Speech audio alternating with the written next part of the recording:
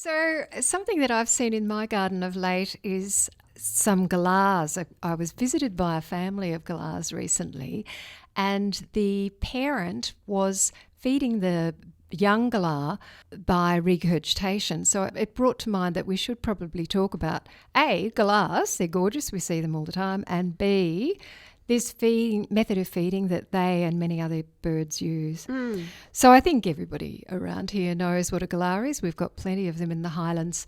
They have a pink body and grey wings and a pink face and a white, very mobile crest. Mm-hmm. And they're beautiful little acrobats. We often see them on the wires around here doing all kinds of antics.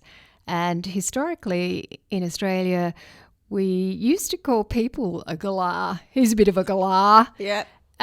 You don't they were hear it silly. so much. No, Yeah, it's an because old-fashioned Australian. yeah, isn't we it? should bring it back. It's so descriptive and gorgeous, and you can just imagine the galahs playing. They're one of the most playful birds. They're fantastic. Yeah. So they're a cockatoo. And they are monogamous. They will pair up for life and stick with the same mate, and both parents will look after the young. And in fact, the feeding that I saw, the male was feeding the baby. You can tell a male galah from a female galah because It's got a red eye. no. Yes, it has. The female has a red eye. Oh, all and right. a One of male them's got has red a eye. brown eye. Yeah. So you can remember for galahs, it's pink for girls. Was it tricky of me? Sorry. It was tricky. It's- So these are beautiful birds. They love to hang around in big groups, and I've read that you can get groups of 1,000 or more out back, but I haven't seen anything like well, that. I think it's something to do with the grain train. Yes, they love grains, and in fact, they're really useful for moving casuarina seeds and acacia seeds. They eat, and they then move them to another spot and deposit them with a little bit of fertiliser on them and plant them into a new area. So this male bird was feeding the young with this behaviour that we see in many birds called regurgitation feeding. When the baby is quite a young bird, the adults will leave them and go and feed themselves up, and they store the food in an area called the crop, which is kind of a pouch in their digestive system in their throat.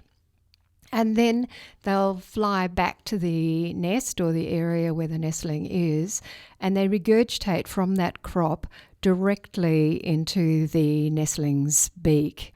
So that as they're carrying the food back to their nestling, they're not vulnerable to somebody else coming along and pinching that food. They've got it stored on board and it's not readily accessible to any other predators. Then when they return to their nestling, they can just regurgitate it straight into their beak. They also do this apparently as a courting behaviour.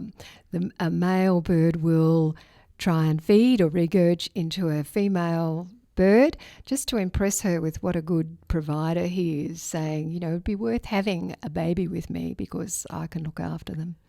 Wow. Louise is looking a little bit sick. Spitting into your would-be mate, Yeah. hoping for the best, you know. I just want you to know, spit, that I love you. And I'm a good provider. I actually read that some pet birds will regurgitate onto their owners as a demonstration of how much they love them. Oh, it's getting worse. All right, let's move on.